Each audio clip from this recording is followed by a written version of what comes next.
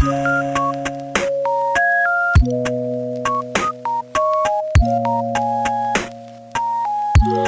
das coisas que aprendi na vida católica foram as palavras do Papa João XXIII, em que se relaciona um pouco com a democracia ou com o ambiente político vivenciado em Moçambique, que é extremamente importante que prestemos atenção aos sinais dos tempos.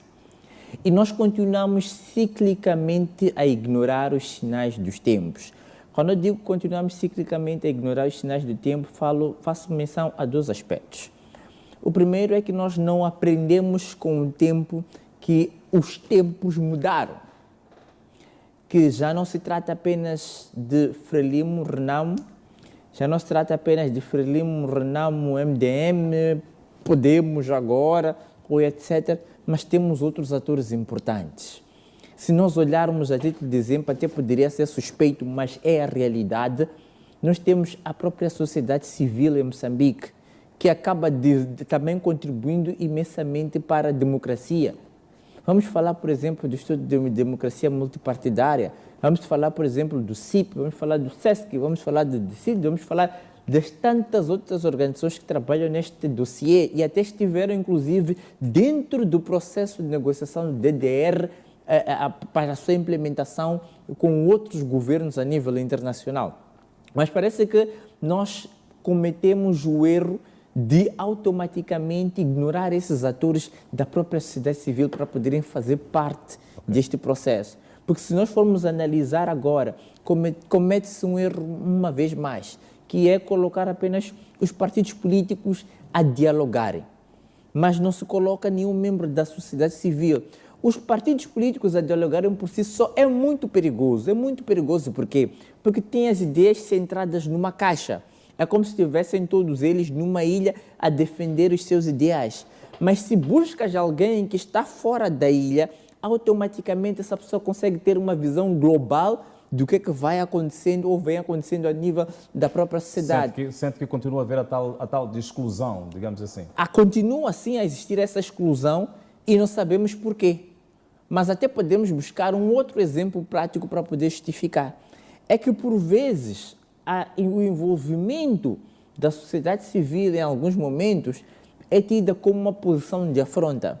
Por isso é que se remove a sociedade civil desses pontos. Mas não, se nós pararmos de olhar para a sociedade civil com raiva, poderemos acabar percebendo que até pode ser um bom caminho para nos ajudar a governar como deve ser.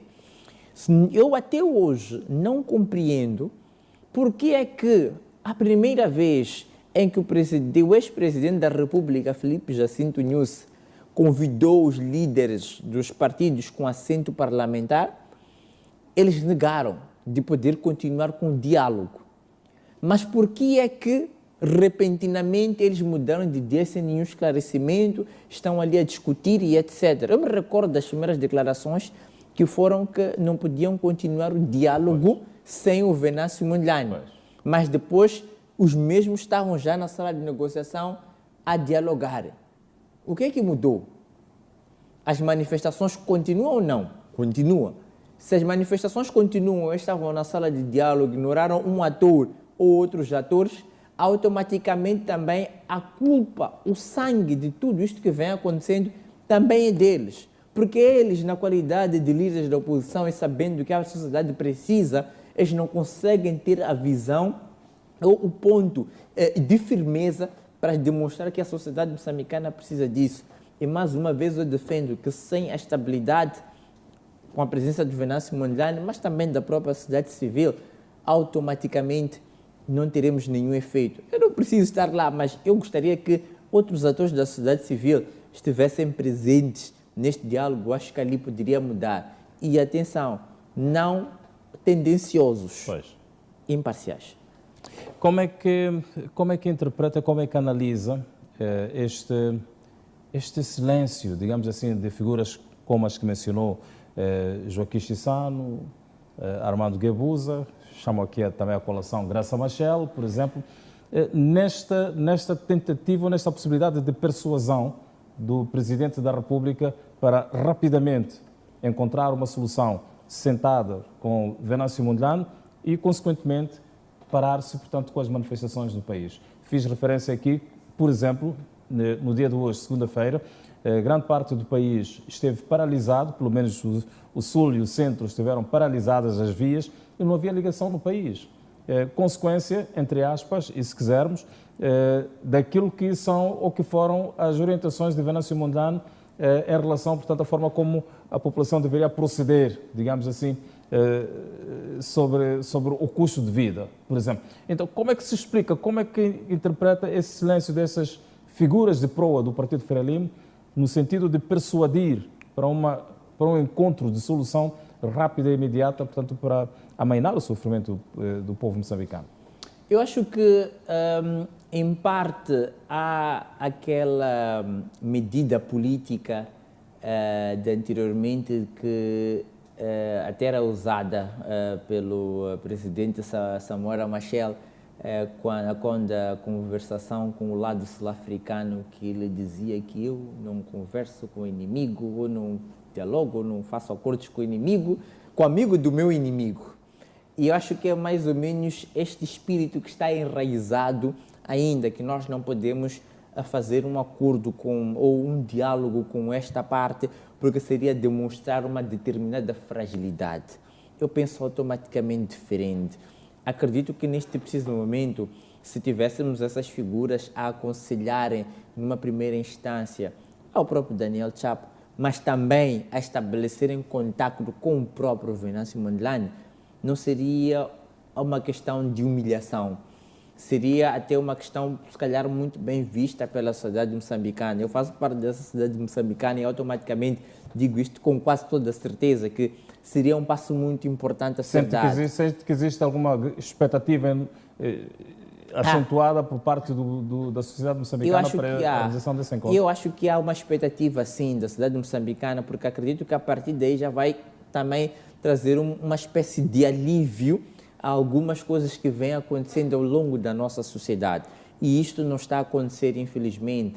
Eu gostaria de ter a Graça Machel, por exemplo, a falar das mortes, mas em nenhum momento eu ouvi a Graça Machel a falar das mortes de forma amplificada, porque defende ser ativista em prol dos direitos humanos, trabalha na comunidade e etc., não sei o quê, mas dificilmente nós já vemos a falar sobre isso. Tivemos muitas mulheres, por exemplo, que perderam os seus maridos, os seus filhos ao longo desse processo todo. Deveria ser a mamã Graça Machel a figura a ir visitar essas pessoas, mas não a vimos a fazer isso. Tivemos a figura do próprio ex-presidente da República, Joaquim Alberto Chissano, o Armando Emílio Guebuza, deveriam até ser figuras que deveriam dar as caras nesses momentos, até causar uma determinada pressão para que, se ou até demonstrasse ou fizesse um papel para a alternância do atual cenário, que estiveram muito ativos até ao longo da campanha eleitoral, mas agora já não. Então, é isso que nós precisamos nesse preciso momento, como moçambicanos, de figuras que possam despir as vestes políticas e olhem para aquilo que a sociedade moçambicana precisa. E o que é que a sociedade moçambicana precisa? Automaticamente, eu acho que a resposta não está dentro do Partido Frelimo, não está dentro do Venâncio Mondlane, não está dentro do Podemos, nem da Renamo ou qualquer um outro. Está dentro da mente de cada um dos moçambicanos. E se eles entrarem no chapa um desses dias, poderão até compreender isso. Infelizmente não apanham chapa, mas se apanhassem um dia, eu tinha a máxima certeza que iriam verificar isso. Quais é que julga que possam ser as consequências de se arrastar este silêncio e esta separação, portanto, até as últimas consequências, como temos estado a assistir? Eu acho que uma das coisas que poderia até ter, o que vai acontecer, não vai se governar como deve ser. Ninguém vai governar em paz. Porque algumas figuras dizem que nós estamos praticamente perante uma situação em que a população faz uma coisa, o governo está para fazer outra coisa. E quando é assim, essa clivagem faz com que não haja governação como deve ser. Não vão conseguir gerir isso. E o mais incrível que pareça é a questão, também um outro ponto aqui que se calhar poderemos levantar, é a questão da separação de poderes. E a separação de poderes em Moçambique também é uma outra grande problemática que vai se levantando. Por exemplo, nós verificamos a questão da responsabilização do Venâncio Mondlane Samora Noatressoa por causa de estradas destruídas em Ambane.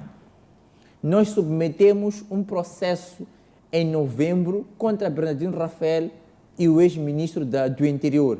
O Ministério Público falou alguma coisa? Nada. O CDD submeteu um processo contra Bernardino Rafael, contra o ministro do Interior. O Ministério Público falou alguma coisa? Nada. O Ministério Público, para questões de vandalização, responsabilização, PTs e etc., não sei o quê, ele está ali para falar. Mas por causa das pessoas que perderam a vida, já são 348 pessoas que perderam a vida, o Ministério Público falou alguma coisa? Nada. Então, são essas coisas também que levam um pouco à revolta do povo e demonstram uma grande fragilidade já essencial no que diz respeito à linha. Quando eu digo a linha, o povo está de um lado quando a questão é acesso à justiça e os mais poderosos estão do outro lado quando é também a questão de acesso à justiça. Esse é um dos pontos que, se calhar revisto, poderia acalmar também grande parte dos moçambicanos, mas infelizmente nós estamos a conseguir ler os sinais.